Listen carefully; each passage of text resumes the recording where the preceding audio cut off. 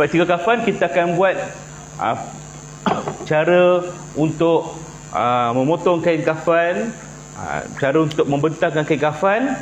Saya akan menerangkan 4 kaedah cara nak membentang kain kafan mengikut keadaan jenazah. Minta maaf ya, bismillahirrahmanirrahim. Mengikut kaedah atau mengikut keadaan jenazah. Kalau jenazah yang, kalau kita sendiri tak tahu macam mana nak bentang kain kafan, okay, saya akan tunjuk cara basic, simple je, senang, sekali tengok dah faham dah. Kedua, sekiranya buat jenazah tu badannya besar, macam mana kita nak bentang kain kafan. Ketiga, kalau jenazah tu mayat dia reput, mayatnya berbau, mayatnya berdarah dan sebagainya, apa kaedah kita. Dan yang keempat, kaedah yang sesuai, praktikal, sesuai untuk lelaki dan perempuan. Tuan-tuan belajar cara potong kain nanti, cara bentang nanti. Kalau orang lelaki dapat, orang perempuan pun dapat. Dua-dua faham. Oh, macam ni sesuai. Sebab syaratnya ialah menutup aurat. Bab kain kafan tak ada masalah, kita boleh faham. Tapi masalah untuk praktikal kafan ni ialah siapa model dia. Siapa nak jadi model. Macam saya kata tadilah, macam saya kata semalam, siapa yang jadi model, insya-Allah panjang umur dia, kan. Ini peluang pada tuan-tuan. Ya, siapa jadi model ni, pertamanya dia dapat pengalaman yang orang lain tak dapat. Apa dia? Duduk dalam kain kafan. Duduk dalam kain kafan, orang balut kita, ikat kita, kita duduk, sama ada kita rasa ketat ke, sejuk ke, panas ke, semua kita dapat rasa sendiri. Pengalaman tu kita boleh share kat kawan kita. Aku dah rasa dah masa kursus tu kena kafan. Oh, macam sejuk, selesa lah macam tu. Besok kita mati kena kafan juga. Cuma bezanya dah mati nanti, nak cerita kat siapa? Kawan sebelah, dia pun kena kafan juga, kan. Jadi, di sinilah pengalaman kita yang tak boleh dicari kat tempat lain. Ya.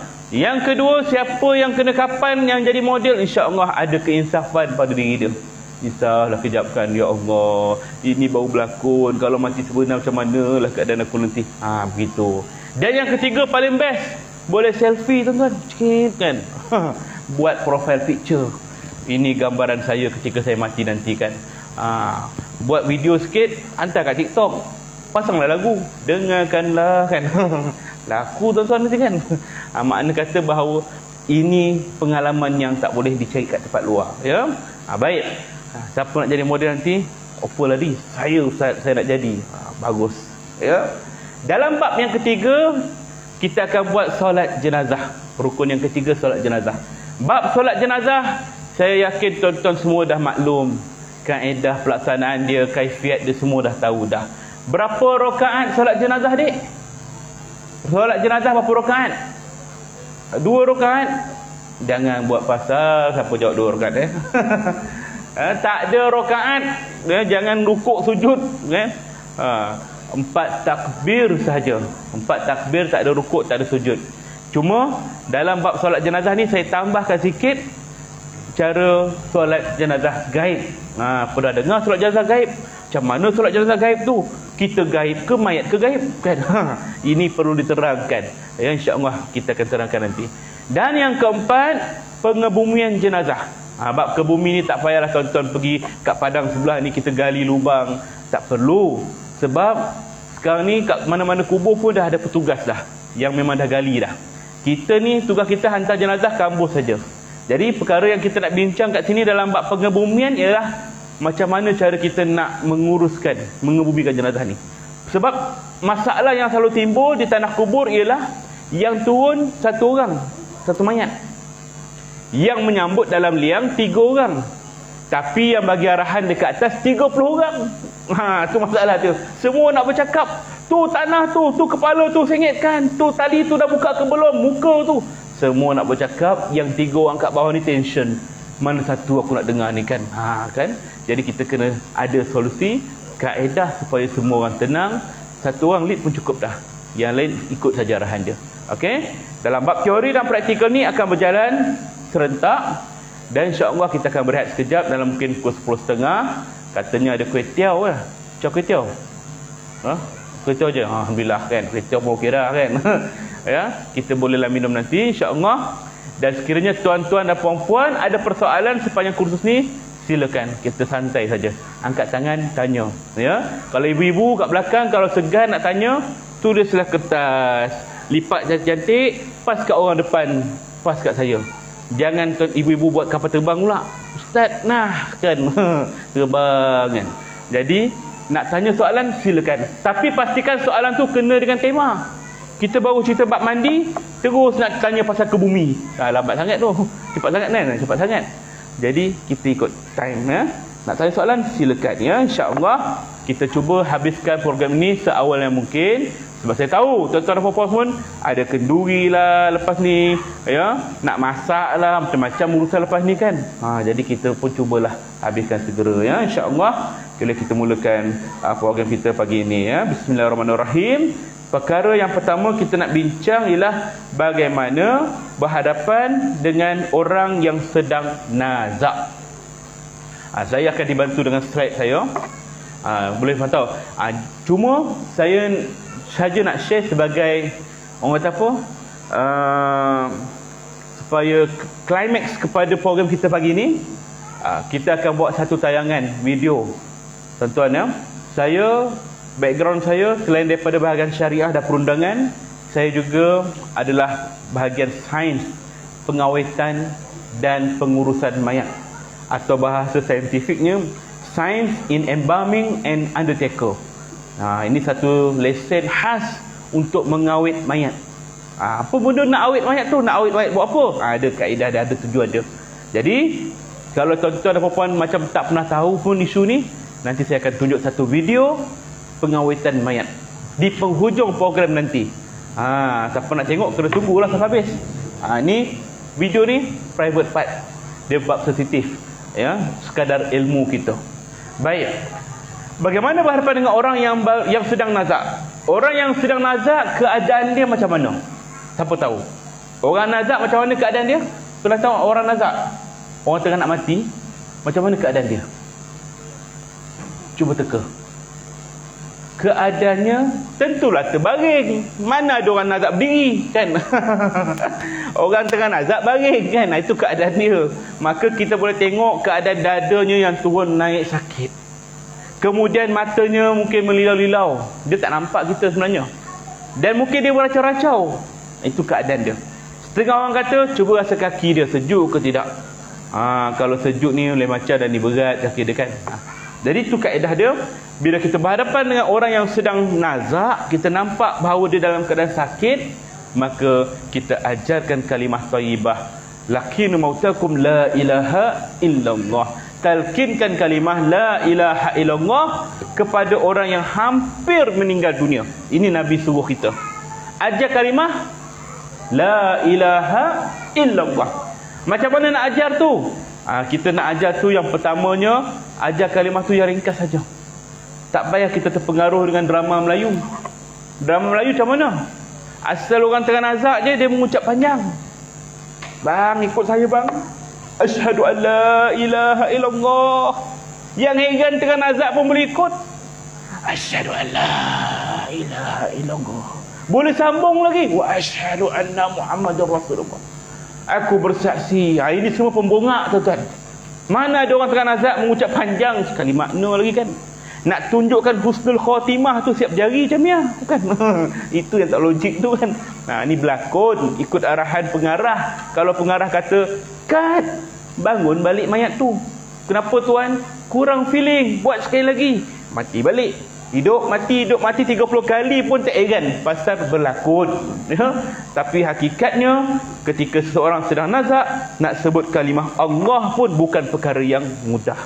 Jadi Nabi ajar kalimah ringkas, la ilaha illallah. Jangan terlalu laju, jangan terlalu perlahan. Kalau perlahan sangat menyakiti si mati, orang yang tengah nazak ni. Ikut saya bang. La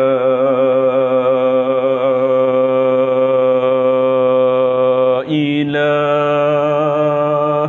illallah. Dia pun semput, kan. Yang tengah nazak tu silap dia lempang dia cepat sikit lah, kan. Sebab dia tengah sakit. Orang tengah nazak ni dia bernafas umpama melalui lubang jarum yang sempit. Tahu lubang jarum? Lubang jarum nak masukkan benang ke dalam lubang tu. Macam mana mak kita buat? Tahu apa kali hisap lah, kan, benang. Tak masuk-masuk, mata ni tak nampak, kan. pasal lubang tu sempit. Itulah lubang, umpama lubang nafas kita masa kita dalam keadaan sakit. Jadi sempit. Jangan ajar yang terlalu lambat, terlalu panjang. Sebab orang yang sedang sakit sakaratul maut, dia sedang mabuk. Ya, mabuk di ambang kematian. Dia tak sedar apa dah. Dia lupa siapa diri dia, dia lupa siapa keluarga dia, yang lagi dahsyat dia lupa Allah. Sebab itulah jangan kita lambat-lambatkan benda tu. Ya, dan jangan terlalu cepat pula nak ajar. Ikut saya bang, afdal zikri fa'lam annahu la ilaha illallah. Haram ramai pula kan. Buat tahlil kat situ pun tak boleh. Dia tak dapat tangkap. Sederhana saja. La ilaha illallah. Bisik dekat telinga kanan atau telinga kiri dia. Ikut mana-mana pun boleh. Afdalnya kanan lah. Ya? Bisik. Timbul persoalan. Ustaz, macam mana pula kalau orang tu pokak? Pokak kan macam mana pula kan? Time hidup kita nak bercakap dengan dia pun bersilat. La ilaha illallah kan. Macam tu pula kan. Bersilat-silat nak ajar dia kan. Tak payah. Itu bahagian dia. Kita ni ajar dia ikut sunnah. Nabi suruh kita ajar macam tu, kita buat je lah. Yang membenarkan sama ada dia dapat mengucap ataupun tidak, ialah Allah Subhanahu Wa Taala. Maka bergantung pada Allah Taala, Allah izinkan tidak. Macam yang saya bacakan ayat malam tadi, yusabbitullahu allazina amanu biqaulis sabit fil hayatid dunya wa fil akhirah. Allah diteguhkan ucapan orang beriman di dunia dan di akhirat. Kalau dia orang beriman, kalau dia orang beramal soleh, ketika dia dalam keadaan nazak, walaupun tak ada orang keliling dia, dia pasti dapat ucap. Tak ada orang ajar kalimah tu pada dia, dia pasti akan dapat ucap. Itu janji Allah. Allah tidak akan pesongkan dia. Allah akan bantu dia. Wa yudillahu zalimin, dan Allah juga boleh sesatkan orang zalim. Siapa orang zalim?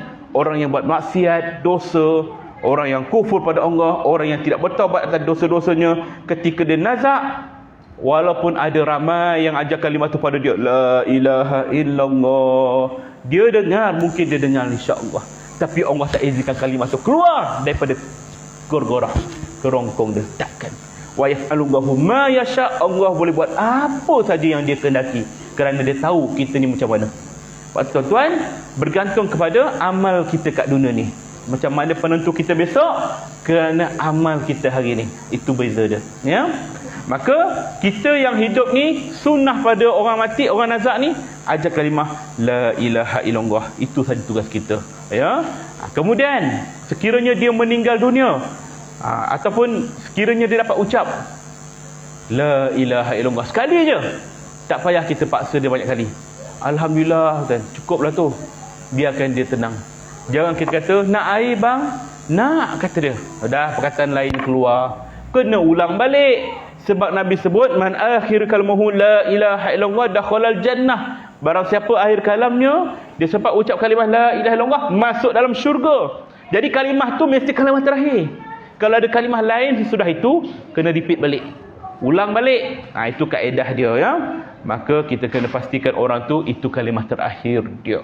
Baik, itu yang pertama, berhadapan dengan orang nazak. Yang kedua, bacakan ayat suci Al-Quran kepadanya. Baca ayat suci Quran. Apa saja ayat pun tak kisah. Kerana Al-Quran asy-syifa. Quran itu penyembuh. Kita boleh bacakan. Tapi yang disarankan oleh Nabi dan juga alim ulama ialah surah Yasin.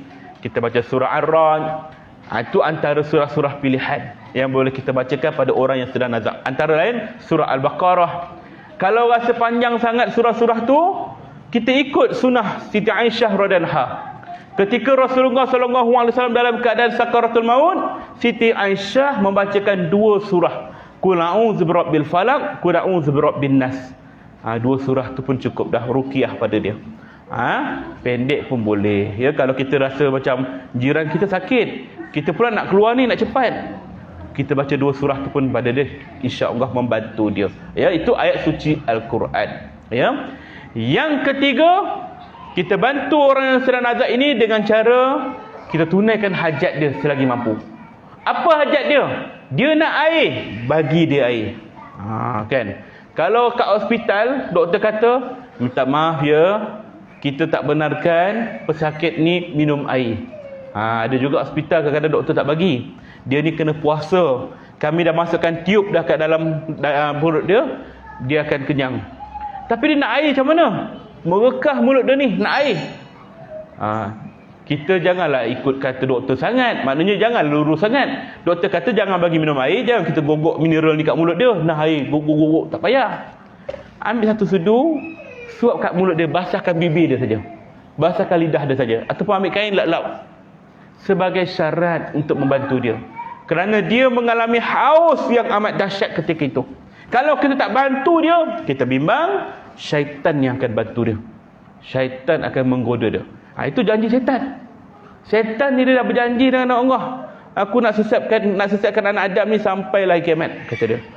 Jadi, di waktu penghujung usia kita adalah waktu kemuncak dia nak sesatkan kita. Dia akan cuba.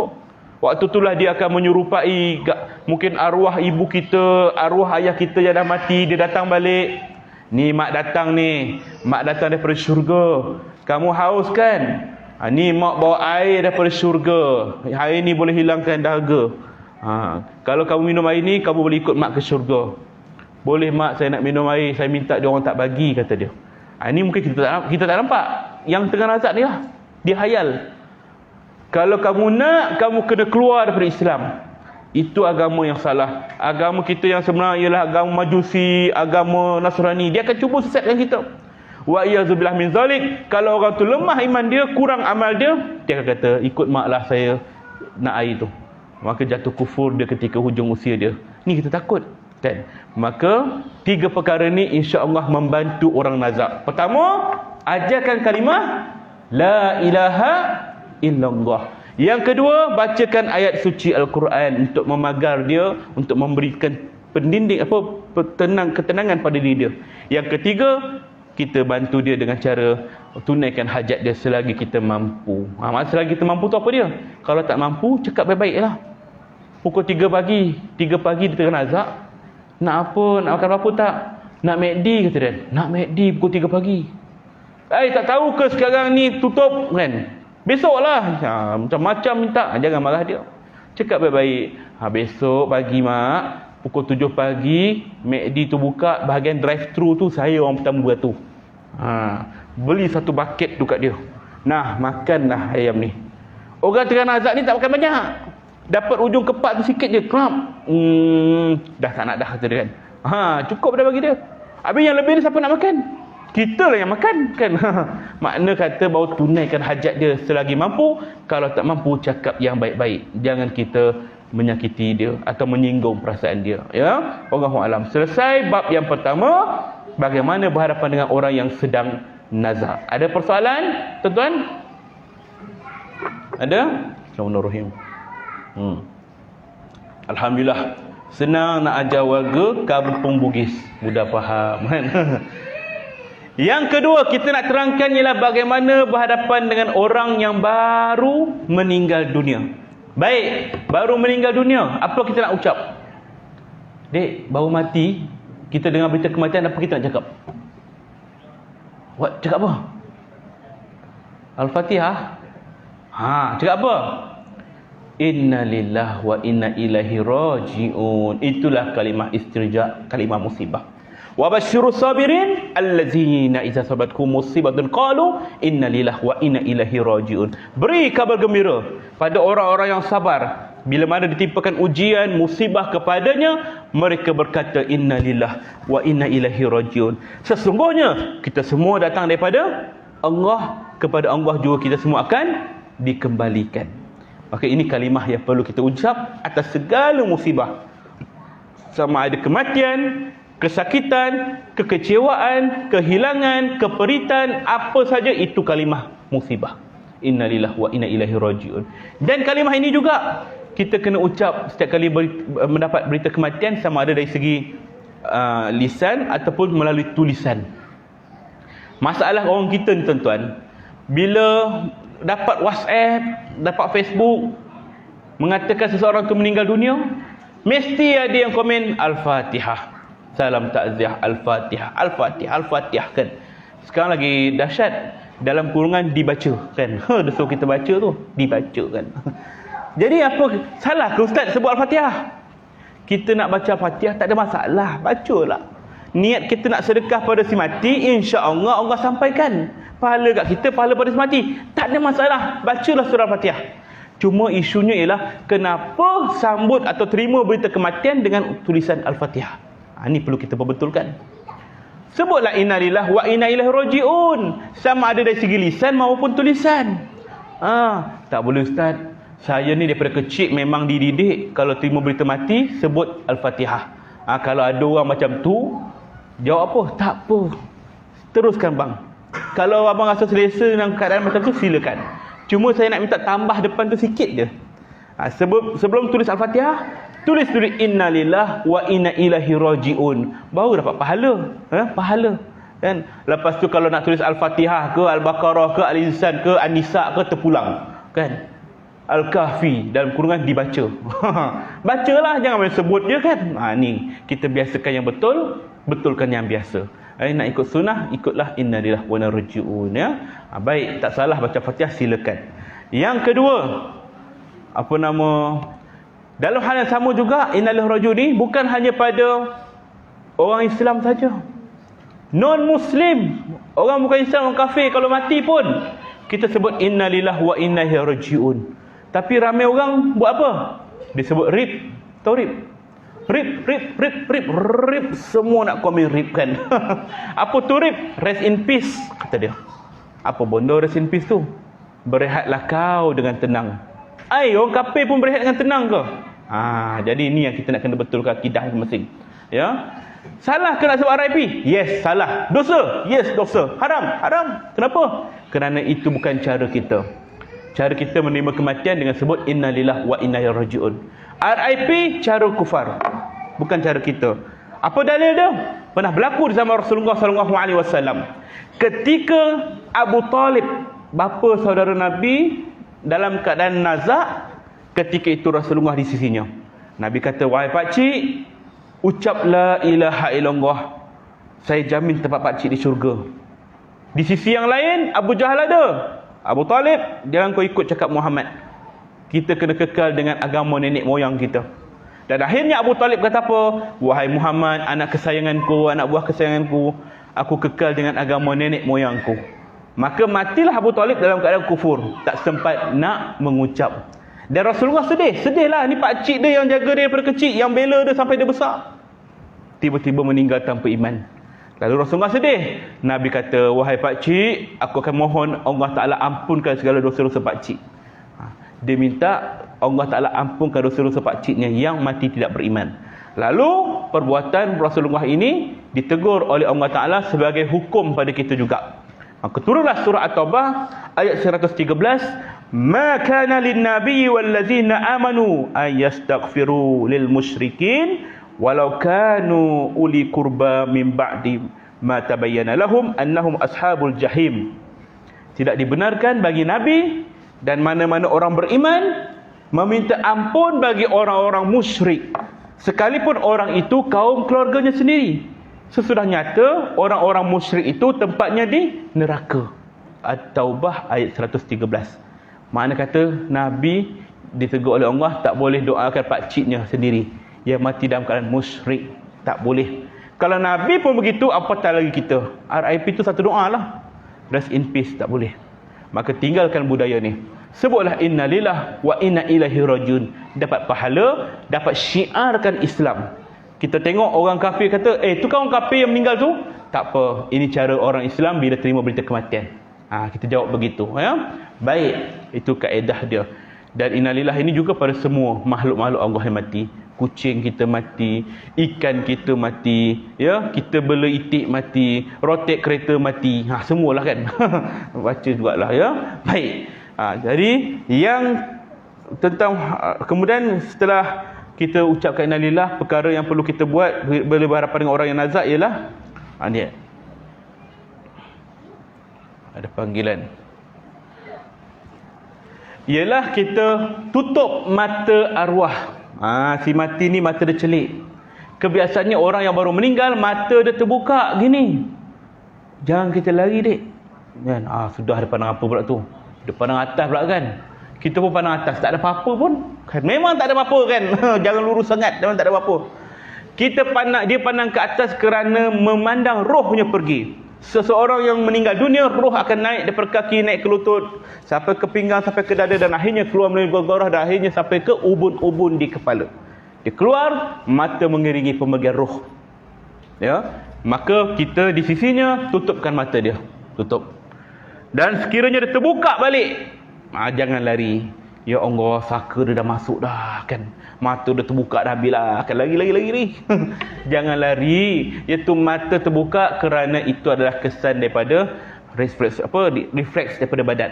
Seseorang itu bila meninggal dunia, segala organnya terhenti, uratnya pun kejang, termasuklah anggota-anggota badannya, masuklah berbola matanya, dia akan mengembang, akan menyebabkan dia akan menimbul keluar sedikit, ya, daripada biasa.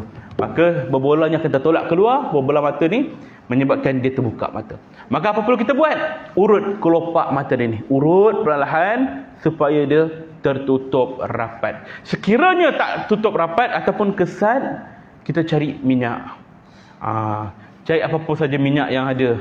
Ya, minyak masak kat rumah tu pun boleh, minyak zaitun pun boleh, baby oil pun boleh. Ambil, kita urutkan perlahan dekat mata dia ni. Ya, kalau guna minyak janganlah kedekut sangat, mentang-mentang lah minyak mahal sekarang ni. Guna minyak ikan tu, yang ada hitam, yang ada ikan hitam golap kan. Ni pun boleh, jimat. Minyak mahal sekarang, awuk kan. Janganlah sampai macam tu sekali. Datang kucing jilat mata orang tu sebab rasa ikan kan. Ya, gunalah minyak yang padan. Saya kuliah dekat Kedah, lebih tepat kat Langkawi. Bila saya kata guna minyak, dia kata tempat kami banyak minyak gamat, bolehkah? Betul, minyak gamat nak dilumur kat mata orang tu. Kan saya kata, ikut ampalah, nak guna minyak gamat ke, minyak cakapak ke, terpulang kan. Kan terkebil-kebil mata mayat tu pedih kan. Yang logik lah kita urut. Ada juga kata, Ustaz, minyak petrol boleh ke? Asal boleh tanya, dia tanya je kan. Ya. Saya kata minyak petrol haram tu, haram terus. Ya, pasal petrol mahal sekarang ni. Ya, RM4.70 kan. Sekarang RM4.83. Tak boleh kan. Jadi kita fikir yang logik lah. Urut mata tu perlahan sehingga tertutup. Sekiranya terbuka balik, jangan lari. Ya Allah, hantu ayah kan. Buka mata macam ni kan. Lepas tu tuan-tuan, kalau mayat yang meninggal 2 hari 3 hari kat rumah, mata dia akan keluar macam ni. Kalau mayat yang mati lemas, dia jumpa balik dalam 2-3 hari, mata dia mesti keluar macam tu kan. Itu kerana tadilah kita kata bola mata dia akan mengembang, dia akan naik ke atas. Itu biasa. Maka apa perlu kita buat? Kaedah yang kedua, kita ambil batu-batu kerikil. Benda-benda yang sederhana berat, cari tepi-tepi jalan, bersepah tu, kutip, basah betul-betul. Kena pastikan tu betul-betul batu. Takut taik kucing kering kan. Pembenda ni kan, bila tekan dia hancur air. Kena betulkan betul, confirm batu, bersihkan, letak kat kelopak mata. Beratkan mata dia. Sekiranya tak jumpa batu, time ni lah tak jumpa batu, selalu bersepah je. Jangan sekali-kali guna bata. Bata pula potong 2 kan. Ni boleh lah kan. Jangan ya. Cari duit shilling. Raba dalam poket duit shilling banyak. Ambil keluar yang seketul tu, 50 sen tu, yang besar tu. Letak kat mata dia. Dia orang kata, Ustaz, ni tak boleh ni, kerana dah menyerupai adat budaya orang lain ni. Kita katakan pada dia, kami bukan nak ikut cara budaya orang lain. Tidak. Kita gunakan ni sebagai kaedah saja. Alat untuk menutup mata dia. Ni je yang ada kan. Bukan kita nak ikut cara budaya lain. Tidak. Ya. Letakkan ini sekadar untuk memberatkan mata. Kalau tak ada pun, nak guna sudu pun boleh. Sudu lebar tu kan kita letak kat mata dia pun boleh. Tu alat cara je. Ya. Ingat, siapa yang tulis nota, pastikan tulis betul-betul 50 sen. Takut tersalah baca RM50. Sudah, tepek 50 sini, 50 sini. Bukan tutup, terbeliak lagi mata orang tu kan. Ya, letak yang padan. Cuma ingat, kalau letak duit shilling tu, jangan dibiar lama. Takut terlupa. Dah letak duit shilling, dia pun tutup dengan kain muka orang tu. Pergilah ke dapur, layan tetamu, balas WhatsApp apa semua. Jiran-jiran mula datang. Jiran-jiran ni mulalah cerita. Arwah ni baik, dia suka sedekah, suka belanja orang makan. Ni lah orang dia. Tangan dia selak je kain tu. Astagfirullah, mata duitan. Sudah. Fitnah satu kampung Bugis kan. Kenapa? Mata duitan kan. Jadi elakkan orang lain nampak, alihkan sebelum ada orang datang. Itu kaedah dia. Yang ketiga, yang keempat, sekiranya kita dah guna kaedah duit ke apa batu pun, matanya terbuka lagi, guna kaedah yang keempat, yang ni biasa kami guna di hospital, iaitu menggunakan selotip kertas. Selotip kertas. Kenapa kertas? Kerana selotip kertas ni gam dia tak kuat, gam dia lembut je. Ya, kalau kita guna selotip yang biasa, takut-takut dia melekat, sebab kulit mayat ni dah rapuh. Bila kita tarik selotip tu, kemungkinan dia akan tersiat kulit sekali. Maka guna kertas ni insya-Allah tak tersiat. Itu yang nipis lah. Jangan tuan-tuan tulis double tape, melampau sangat. Ya, double tape tak boleh ya. Kalau kaedah orang bukan Islam, dia guna gamuhu. Gamuhu tu dia titikkan mata tu macam aimor, tap kan, memang tertutup selamanya, takkan buka. Ini kaedah dia. Tuan-tuan, ni saya nak kongsi sikit lah, nak selit sikit tentang pengalaman saya menguruskan terlibat dalam dunia embalming, pengawetan mayat. Baik. Ketika saya pergi ke Manila, Filipina, ambil satu jurusan diploma kedua saya dalam bidang Science in Embalming and Undertaker, kerana untuk belajar satu proses pengawetan mayat. Kenapa nak belajar proses pengawetan mayat? Kerana prosedur ini biasanya diguna pakai oleh orang bukan Islam. Orang Cina, India, Kristian kalau mati, mereka tak terus ke bumi. Biasanya dia akan buat upacara adat mereka, semayang ke apa ke, 3 hari, 5 hari, seminggu, barulah dia bakar ke, dia tanam. Itu proses mereka. Jadi untuk mengelakkan mayat tu reput, dia perlu awet mayat tu. Maka kita orang Islam tak perlu. Cuma kalau orang Islam yang nak bawa balik jenazahnya ke luar negara, ni masalah. Kalau dalam negara kita ni, bangsa asing lah, warga asing, Indonesia ke, Pakistan ke, Bangla ke, dia nak bawa balik ke luar negara, prosedur ini diguna pakai. Itu syarat penerbangan. Dan begitu juga kita orang Malaysia, kalau meninggal kat luar negara, meninggal dekat Australia, nak bawa balik ke Malaysia, ini yang diguna pakai. Apa dia? Embalming, pengawetan mayat. Pertama, mayat tu akan dibogilkan. Bogil. Kemudian dibersihkan dan akan dicari 3 urat. Dua urat dalam 3 kawasan. Sama ada dekat tekak ni, bawah ni, ataupun dekat atas ari-ari, kawasan dialisis. Ya, dia cari. Ni alat saya bawa, senjata undertaker. Dengar. Kita akan buat, kita akan korek. Cari. Kulit ni akan dibuka sampailah jumpa 2 urat, arteri dan vein. Baik. Di bahagian vein, kita akan cungkil untuk mengeluarkan darah. Tu selalu darah besar. 70% badan kita cecair. Antaranya darah, semua akan dibuang. Di bahagian arteri, di sinilah akan dimasukkan cecair formalin sebanyak 12 liter. Ataupun 5 liter paling sedikit. Ya. Apa kaedah dia? Setelah kita dah keluarkan 2 urat tu, kita akan siat sikit kulit urat tu, masukkan satu tiub ke dalam tu. Maka darah pun akan keluar, dan dalam masa yang sama formalin akan masuk dalam badan. Ada wayar dia masuk, berlaku serentak. Darah keluar, ubat masuk. Maka badan mula mengeras, proses embalming diawet. Kemudian saya diajar untuk membentukkan bentuk badan mayat. Kalau nak buat qiyam, buatlah qiyam. Kalau nak buat macam ni, buat macam ni. Nak buat macam ni pun boleh kan, ikutlah dia kan. Ikut kaedah dia kan.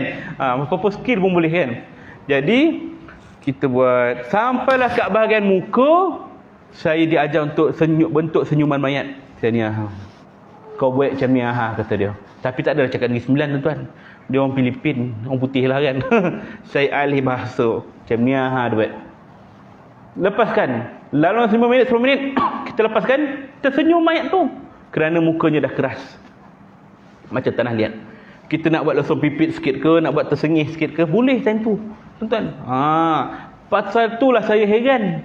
Kira sebelum pergi kursus tu, saya ada tengok jenazah Cina dekat hospital. Kan keranda dia tu ada cermin, kita tengok intai sikit. Dah tersenyum mayat ni. Terfikir husnul khatimah ke ni kan. Fikir rupanya bila dah belajar baru tahu bukan husnul khatimah, kita yang buat dia senyum kan. Boleh buat. Mulut ni dia letak gam, bagi rapat je bibir tu kan, senyum. Oh, dah habis proses tu dalam 1 jam 2 jam, maka inilah yang cukup mengerikan. Akan dikeluarkan satu batang besi stroka. Nampak ni? Ni yang pendek sikit. Yang kecil-kecil ni kita guna pendek ni. Boleh? Besar sikit pakai ni kan. Di hujung je ni tajam. Nampak tajam ni? Besi ni. Kelilingnya lubang-lubang-lubang. Nak masuk dalam batang ni kosong. Sampai kat luar ni kita akan masukkan pipe. Apa kaedah dia ni? Satu lubang akan dibentukkan di atas perut mayat. Untuk ditebuk, hunus dengan troka ni untuk hancurkan segala organ-organ dalam badan mayat. Jantung, hati, limpa, usus, perut, pudi kencing, usus, buah pinggang, semuanya diodok, disedut keluar, buang keluar. Kenapa? Kerana organ dalaman inilah punca mayat cepat mereput. Punca busuk mayat. Semua dibuang. Macam mana tahu benda tu dah habis ataupun ada lagi? Bila kita godok sampailah dia dah habis, kita dengar bunyi macam tuan-tuan minum teh ais. Minum teh ais tak? Guna straw kan? Dah habis, tinggal dasar je, ais je tinggal. Nak sedut lagi, apa keluar? Krok bunyi dia kan. Itulah bunyi dah habis kan. Itu dah tanda cara dia. Dah habis, kita tebuk lain pula. Kosong yang sama sehinggalah selesai. Itu kaedah yang menyakitkan. Kenapa tak operation dia? Potong badan dia, keluarkan sendiri benda tu. Tak boleh. Sebab embalmer ataupun pengawet tidak ada lesen untuk membedah mayat. Yang boleh bedah mayat forensik saja ada kebenaran. Kita tak boleh. Ya, forensik pula kenapa dia tak keluarkan? Dia tak boleh juga sebab lesen dia hanya boleh potong mayat, study apa punca kematian dia dan sebagainya, dia kena masukkan balik organ tu dalam badan mayat, dia tak boleh bawa keluar. Kita boleh keluarkan tapi dengan cara tebuk. Tapi kecuali kalau jenazah tu dah postmortem, dia dah bedah mayat, biasanya kami akan link deal dengan forensik. Tuan, lepas ni organ-organ tu masuk ke dalam plastik, letak ke dalam badan mayat, ikat macam tu je. Nanti kami buka balik ikatan tu, kita keluarkan saja plastik tu. Macam tuan-tuan beli ayam lah kan, dekat kedai kadang ada rimpa, hati, semua tu dia letak dalam plastik, masuk kat buntut ayam tu kan. Jadi kita senang tarik keluar je plastik tu. Jangan sekarang ni nak teringat pula nanti kan. Ya, itu kaedah dia. Ya, baik, itu kaedah pengawetan mayat. Sebab itulah saya belajar kerana 2 sebab. Pertama, saya nak tekankan pada masyarakat Islam khususnya, kalau meninggal kat mana-mana tak payah bawa balik lah ke bumi lah mana kita meninggal, terutamanya di luar negara. Ya, kalau setakat meninggal dalam Semenanjung ni tak ada masalah. Meninggal KL nak bawa balik Pahang, dekat lagi 2 jam 3 jam perjalanan, tak membebankan, tak sampai masa sehari lah. KL ke Kelantan sekalipun tak ada masalah, jalan darat lagi. Tapi kalau KL nak hantar ke Sabah, KL nak hantar ke luar negara, maka ini yang diguna pakai, maka kita elakkan benda ini berlaku. Ya. Yang kedua, sebagai salah satu fardu kifayah. Sebab tuan-tuan, yang menguasai bidang ni boleh katakan 95% ialah bukan Islam. Bila bukan Islam yang menguasai bidang ni, kita kat negara kita pelbagai warga asing ada. Maka bila mereka meninggal, isunya ialah macam mana nak bawa balik. Bila nak bawa balik, kena uruskan benda ni. Kita Melayu tak ada lesen, tak ada kemahiran, maka serahkan mayat tu pada bukan Islam. Ini yang berlaku. Mayat kita, orang Islam kita, terutamanya orang warga asing, perempuan ke lelaki ke, dibogilkan. Mereka bukannya ada hukum, tak faham adat ke apa ke. Jadi ini yang kita nak elakkan, jenazah orang Islam diserahkan pada bukan Islam. Maka ini yang cuba kami buat sebagai selaku NGO, Skuad Pengurusan Jenazah Malaysia, untuk menangani benda ni dengan cara kita belajar benda ni. Kalau nak bawa balik sangat, itu hak waris, tapi kami orang Islam boleh buat. Itu kaedah tuan-tuan ya. Ini namanya embalming. Nampak tak? Dengar bunyi dia. Macam kita nak sembelih korban kan. Okey, baik. Nanti insya-Allah di hujung kita punya program ni, saya akan buka video dia. Tunggulah. Cuma dia ada syarat-syarat dia lah sebelum nak tengok video tu. Baik. Okey. Yang ke masih lagi dalam tajuk yang sama, bagaimana berhadapan dengan orang yang baru meninggal dunia.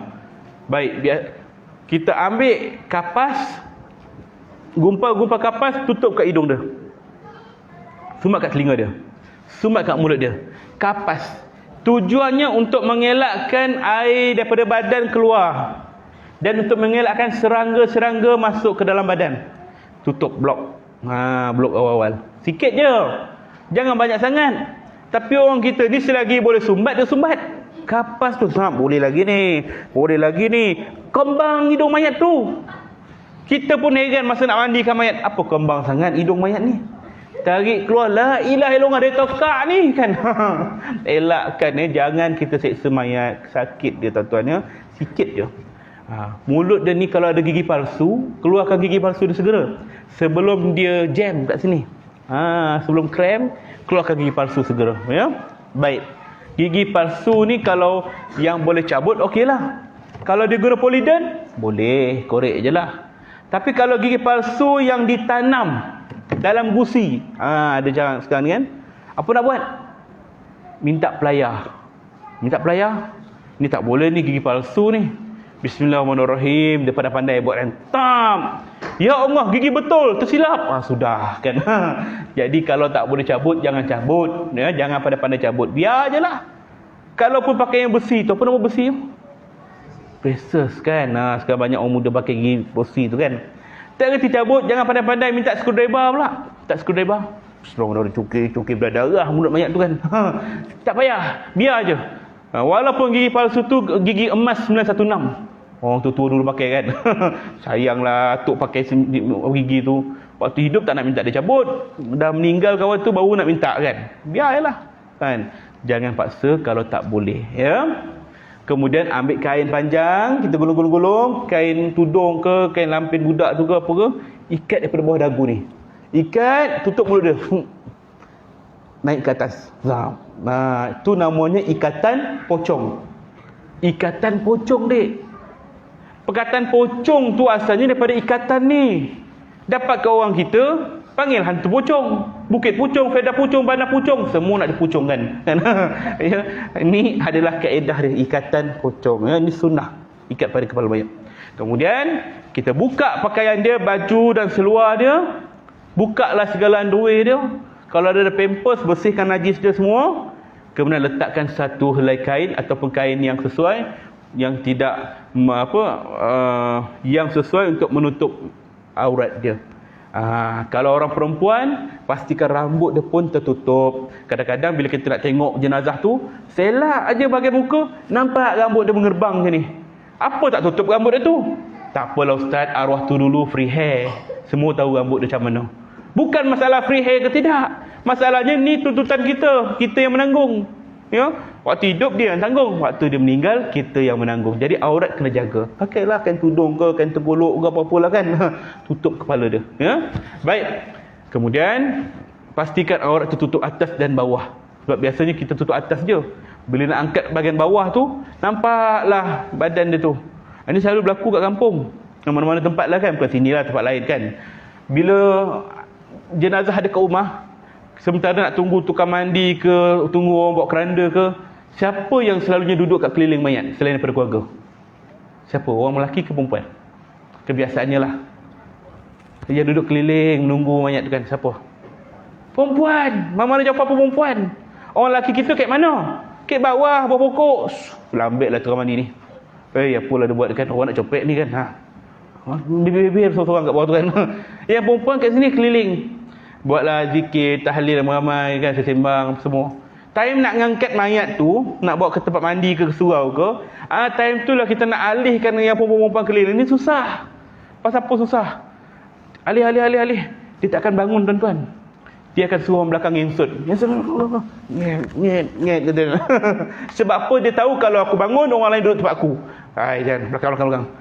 Bila dia ngesut ke belakang, dia duduk lagi. Orang angkat mayat naik pegang, nampaklah aurat kat belakang dia. Itu yang payah tu. Jadi kita duduk kat bawah, ada tanda lahir dia, besar juga kan. Habis semua nampak aib dia. Jaga. Tutup bahagian bawah tu supaya orang tak nampak. Ya, jaga, tutup. Ya? Baik. Kemudian Bila kita dah tukar baju dia, dah bersihkan dia ni, dia kiamkan tangan dia. Kiam. Kenapa? Kerana mayat yang baru meninggal, dia masih mudah dilenturkan. Badan dia masih lembut, masih panas. Kiamkan dia segera. Kalau lambat-lambat, dia akan krem, kejang, susah kita nak bentuk. Ya, pernah berlaku, saya ada pengalaman, satu kes orang tua umur 90 lebih meninggal malam. Saya dimaklumkan pada pagi, siang hari. Saya sampai-sampai je tengok mayat tu dalam keadaan masih pakai baju yang sama. Makna baju yang malam tadi lah. Anak dia tak tukar lagi. Saya kata, kenapa tak tukar pakaian ayah ni? Kami tak tahu Ustaz kan. Ustaz uruskanlah semua. Anak dia dalam umur 50 tahun ke atas lah, 4 orang lelaki. Jadi saya kata, okey tak apalah. Kita bawa ke surau, nak uruskan, nak buka baju dia. Saya terpaksa gunting lah pasal dah keras. Jadi bila dah selesai semuanya, saya cuba nak kiamkan tangan. Dia tak boleh. Dah krem, kejang. Saya cubalah urut-urut sendi-sendi dia, tak boleh. Saya yakin kalau saya buat mesti patah. Maka saya kata pada anak dia, bang, lepas ni kita kafan mayat ni tak ada kiamnya. Tangan dia lurus. Kata anak dia, tak apa Ustaz, tak apa, tak wajib pun ya. Saya kata begitu. Okeylah, anak dia setuju. Cuma anak dia yang terakhir tak setuju. Yang lelaki tu. Mana boleh Ustaz? Ni ayah kami nak sempurna jenazah ni. Tapi tak boleh bang, saya dah cuba dah. Tak apa, biar saya buat. Katanya saya pernah ikut kursus. Dia guna minyak, kata dia. Siapa minyak? Dah kenapa abang tak buat malam tadi? Saya lupa Ustaz. Ni biasa berlaku kan. Kursus dah belajar dah. Tapi time berlaku pada keluarga, dia jadi blank. Tak tahu apa kan. Itu biasa. Tak apalah. Dia ambil minyak, dia sapu. Saya nampak macam tak boleh. Saya kata, bang, jangan paksa ya. Kalau tak boleh, jangan buat. Boleh. Dia buat Bismillahirrahmanirrahim. Dia try lagi. Tap. Terdengar bunyi patah. Long line tangan bapak dia. Kan? Tergamam semua sekali. Masalahnya pandang saya. Apa salah aku? Kan? Kau yang buat kan? Kau dah kata dah jangan buat. Kau nak buat juga kan? Jadi muka dia merah padam. Abang dia yang 3 orang tu. Ustaz, patah ke tu? Kata dia. Patah tanya aku pula. Habis bagi soalan kebat pula kan. Suruh terfikir dah. Segala hukum-hukum hakam semua terkeluar dalam otak ni kan. Apa nak jawab ni kan? Pandang muka seseorang merah padam. Muka adik dia yang buat tu muka pucat. Lagi pucat daripada arwah bapak dia. Menggigil macam ni. Ustaz, patah ke tu? Tanya dia lagi. Saya pun fikir, saya tenangkan fikiran. Bang, sabar ya, sabar. Kita jangan bising. Tak patah pun, cerita. Saya cuba tenangkan keadaan dia. Tak patah. Habis bunyi tadi apa dia? Biasalah bang. Kadang-kadang kita ni otot lenguh. Pram. Bunyi otot kan. Saya cubalah kawal situasi. Ingatnya boleh. Rupanya abang dia kata ke adik dia, nasib baik tak patah. Kalau patah, aku patahkan tangan kau. Garang abang dia. Ya Allah, katanya. Dalam hati kecil saya kata, nasib baik aku tipu yang patah pun. Sampai hari ni dia tak tahu cerita tu, tuan-tuan. Tapi kalaulah dia tahu cerita tu, saya tahu siapa nak cari kan. Alamak, ada pula wayang ni apa, live pula kan. Jadi pengajarannya ialah, kalau mayat tu tak boleh nak ubat apa-apa, ubah apa-apa, jangan kita buat. Ada mayat yang begini. Ada mayat yang saya jumpa, yang saya cerita semalam, landing macam ni. Macam ni kan. Ustaz tak boleh buat turun dalam tangan dia. Tak boleh. Apa dia buat tu? Entahlah, lain EPL kot malam tadi kan. Contoh kan. Tak boleh buat turun. Habis macam mana? Mandi, kapan tangan dia macam ni. Time mandi okeylah, time kapan tu kembang lah sikit kain kapan dia tu. Datang satu orang makcik, apa kembang benar kepala budak ni kan. Sudah kan. Kan makcik, kepala dia tu tangan. Okey, mulut jahat tu sana. Sebab tu kalau kita tengok jenazah pelik-pelik, diam. Jangan cakap macam-macam kan. Jaga ya adab kita. Jadi mayat tu kat tangan macam ni ke, tangan macam ni ke, Wak Imah tangan macam ni lah. Malam tadi tengok tromel dengan cucu. Heart attack kan. Tak boleh buat turun. Terpaksalah ke bumi dalam keadaan macam ni. Contoh, tapi tak pernah berlaku lah kan. Tapi pernah berlaku mayat yang tak boleh baring. Mayat tu bersila. Macam ni lah macam tuan-tuan duduk ni kan. Bersila tuan-tuan.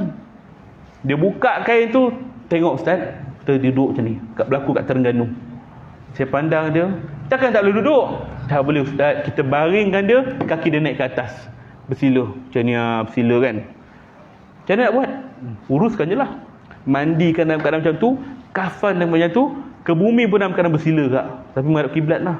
Ini keadaan mayat yang bermacam-macam keadaannya. Itu belum lagi jenazah-jenazah yang lain. Kita nampak mayat yang terbakar, berpelukan. Macam tuan-tuan mungkin yang sedia maklum, kes kebakaran Ittifaqiyah, 23 orang pelajar tahfiz yang terbakar. Saya salah seorang yang terlibat dalam pengurusan jenazah tu. Macam-macam keadaan. Adik-adik besar ni lah. Elok saya sebadan tadi cantik, jadi macam sebatang bongkah kayu je. Bayangkan, mana kepala, mana kaki tak jumpa dah. Reput habis.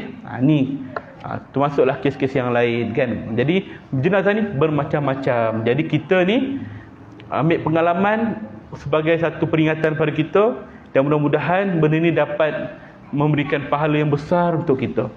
Kata Nabi, orang yang solat jenazah dapat pahala 1 qiraat. Orang yang ikut jenazah sampai ke kubur dapat pahala lagi 1 qiraat. 2 pahala qiraat. Sahabat tanya, ya Rasulullah, qiraat tu pahala apa? Kata Nabi, pahala sebesar gunung Uhud. Besar tu. Dapat 2 gunung Uhud. Untuk apa ni? Orang yang solat dengan orang yang mengiringi dia. Kata ulama, kalaulah sekadar solat 4 takbir je, ringan-ringan tu dapat pahala macam tu. Kalau sekadar mengiringi pun dapat pahala macam tu, apatah lagi kalau orang yang memandikannya. Kerana mandi tu lagi susah daripada solat. Kafankan. Orang yang gali kubur, orang yang angkat jenazah, orang yang bawa turun jenazah, orang yang kambuskan tanah, lagi besar pahalanya. Jadi pengurusan jenazah ini ialah lubuk pahala yang paling mudah dan besar. Jangan tinggalkan tuan-tuan. Saya ambil bidang ni sebab apa? Saya fikir nak kira amal saya tak adalah apa sangat amal saya nak banding dengan tuan imam saya, sahabat saya ni lagi besar hebat kan amal dia. Saya ni tak ada apa pun. Jadi inilah cara mudah kita nak cari pahala kan. Tuan-tuan, jangan takut urus mayat kan. Sebab kita urus mayat bukan kita uruskan orang mati je. Kita uruskan hati kita yang mati. Merawat hati kita ni. Baik tuan-tuan. Tadi kita cerita pasal tangan. Kita ikat tangan dia, kemudian kita ikat kaki dia. Luruskan kaki dia, ikat bahagian lutut. Dan kemudian kita luruskan kaki dia, samakan 2 ibu jari kaki dia, ikat bahagian dia ni. 2 ibu jari kaki ni. Supaya dia tetap tegak dan lurus. Ya, ikatan-ikatan ini hanya berlaku sebelum mandi dan sebelum kafan.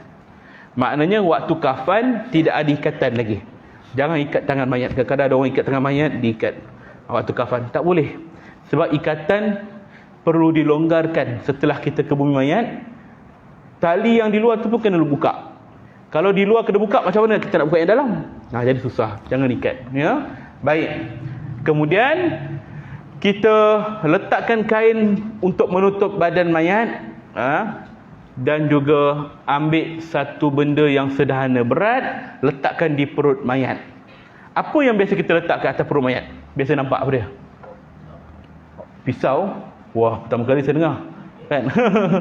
Selain daripada tu, yang biasa kita nampak apa dia? Orang letak apa? Gunting. Tu biasa saya dengar. Gunting. Jawapan ni mana-mana saya tempat mengajar pun saya akan dengar perkataan ni. Kenapa orang letak gunting? Ini kurafat ni kan, orang kata.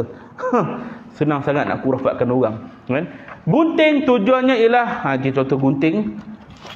Kerana gunting ni dia sederhana berat.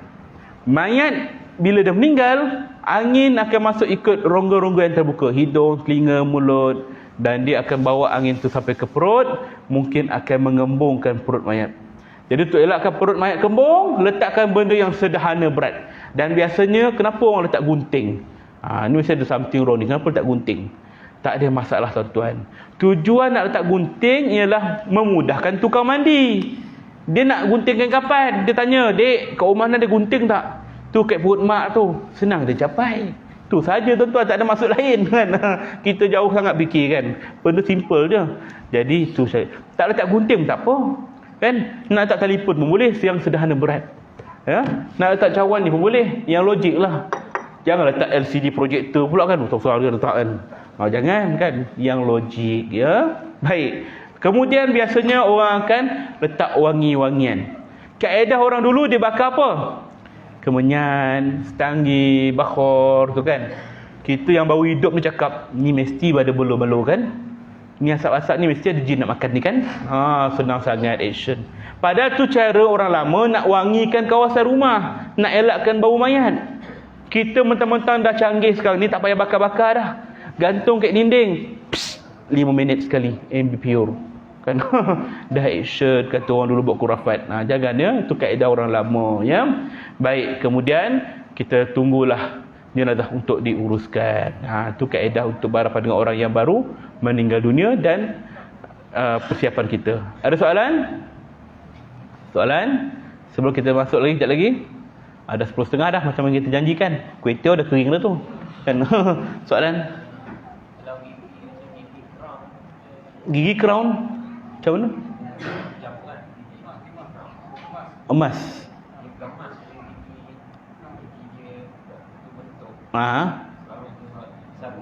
Boleh cabut.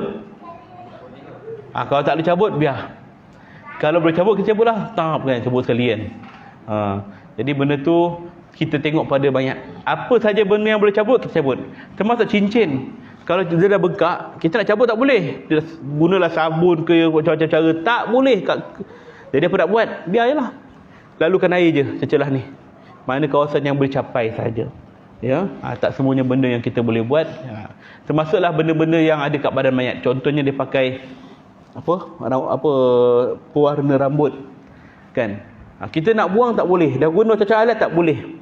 Jangan kita botakkan pula dia. Biar je lah. Basahkan je tangan apa rambut dia. Kuku dia pakai apa? Q-tag yang warna tu kan. Dah kikis tak hilang juga. Maka biarkan saja. Apa saja pada badan mayat yang kita tak mampu nak buat, biarkan. Ya, jangan kita seksa dia. Allahu a'lam. Ada lagi soalan? Ya, Tuan?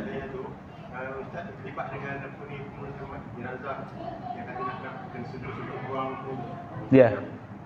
Terlibat. Jadi kalau macam kata dalam sekarang ni ada ni yang terlibat tu yang macam ustazah yang dia. Baik. Dalam hal sekarang ni kita orang Islam kita dalam kesedaran ni kurang lagi. Maknanya benda ni yang mula ambil alih benda ni saya seorang je. Permulaan baru nak datangkan kesedaran pada masyarakat. Dan benda ni sebelum saya pergi kursus, saya dah pergi mana-mana jabatan agama dah. Kebanyakannya menolak idea saya. Dia kata tak ada keperluan kita belajar benda ni, tak ada keperluan. Sampailah saya sendiri inisiatif saya, guna duit saya sendiri pergi ke Filipin. Mula ke Singapura. Singapura mereka ada belajar bab ni, orang Islam dia ramai buat ni. Dan dia kata, Ustaz nak belajar pergi ke Filipin. Saya apply lah. Dia ada syarat-syarat dia, bukan senang nak masuk tu. Kita belajar sana. Kalau ikut kursus dia 6 bulan. Tapi saya bodek-bodek dia, saya kata 6 bulan mana boleh, saya ni orang bekerja apa semua. 1 bulan tuan. 1 bulan tak boleh, saya bayar lebih lah kan. 2 minggu dapat. 2 minggu dah pegang diploma dah. Bayangkan macam mana nak bodek tu kan. Seminggu kelas, seminggu praktikal. Jadi saya ambil benda ni sebagai kesedaran awal. Jadi kalau misalnya kata ada orang perempuan yang meninggal dunia, sekurang-kurangnya kita tahu tahap mana yang kita boleh tengok. Tak semualah. Tapi kalau serah pada bukan Islam, mereka bogilkan terus banyak. Itu biasa. Jadi kalau kita berhadapan jenazah orang perempuan, kita tebuk bahagian ni, situ je lah. Tak adalah kita buka satu badan dia. Tak. Ada batas. Allahu a'lam. Tak. Perempuan Islam daripada sini nak angkat satu orang buat sendiri. Ada, banyak. Orang Indonesia banyak. Dan nak balik ke luar negara. Biasanya saya akan pesan dulu. Yang boleh uruskan. Tak ada. Orang bukan Islam ramai perempuan. Kita orang perempuan tak ada lagi. Jadi itulah kaedah yang kita boleh pakai. Bagi saya, sekurang-kurangnya kita boleh tahulah batas dia. Sebab kebanyakannya non-Muslim pun, dia guna yang lelaki juga. Jadi kita fikir dari sudut mudarat. Mana yang lebih berat. Kan? Di situlah kita ambil alih. Belum. Kita dah proses ke arah tu. Patutnya saya nak buat tahun 2020. Tapi COVID, panjang sangat COVID kita. Tahun ni baru nak mula balik. InsyaAllah doakanlah saya mungkin dalam proses untuk dapatkan sijil bahagian degree bahagian ni untuk kita buat training of trainer. Nak latih orang pula kat sini. Sebab kita nak supaya bidang ni meluas. Dan saya dah berbincang dah dengan beberapa pihak yang berwajib. Antaranya MAWIP, Majlis Agama Islam Wilayah, untuk wujudkan satu kursus pengurusan jenazah atau kita panggil diploma pengurusan jenazah. Kalau dulu idea ni ditolak kerana dia fikir kursus kalau diploma tak payah diploma. Kursus jenazah ni time-time macam ni boleh ambil. Tak, kita buat kelainan. Diploma ni maksudnya pengurusan jenazah whole, keseluruhan. Daripada awal, aspek awal, kita ceritakan tentang hibah, cerita tentang hukum faraid apa semua, sehinggalah dia meninggal dunia. dan kita masukkan dalam elemen ni, embalming semua ni, sehinggalah dia ke bumi dan sehingga dia selepas mati, faraid, pembagian tanah, apa semua. Benda ni secara menyeluruh. Sekarang ni dah ada diploma haji dan umrah kan. Jadi kita buat pula macam tu dalam proses sebenarnya. Sebab apa? Saya ada tahfiz kemahiran. Tahfiz kemahiran ni dia join dengan Giat Mara. Jadi pelajar saya ni dia ada macam-macam bidang. Dari sudut elektrik, dari sudut masakan, dari sudut pertukangan, adalah. Dan mereka ni dibebaskan. Maknanya sebelum dia berakhir dengan tahfiz, kita akan bagi dia pilihan bidang apa yang awak nak. Saya minggu depan ada satu orang pelajar saya, dia kata dia minat bahagian gunting rambut. Dia ambil lah bidang khusus bagi gunting rambut. Sekarang ni kan banyak orang buat gunting rambut, orang luar. Jadi kita cuba majukan. Maknanya kat sini nak tekankan bahawa bahagian-bahagian teknikal ni yang kita nak kembangkan dalam Islam. InsyaAllah termasuk dalam bidang embalming tadi. Allahu alam. InsyaAllah tuan ya. Lagi soalan? Ada? Baik, jika tak ada, kita berhenti rehat sekejap dalam ke 20 minit ya. Boleh 20 minit sebelum kita masuk ke dalam bahagian praktikal. Ada satu lagi bab yang saya tak bincang, iaitulah ada 2 bab lagi, dokumentasi dan juga peralatan. Nanti kita boleh sekalikan insya-Allah. Allahu a'lam bissawab. Kita tangguh dulu. Lepas ni kita jumpa lagi. Assalamualaikum warahmatullahi wabarakatuh.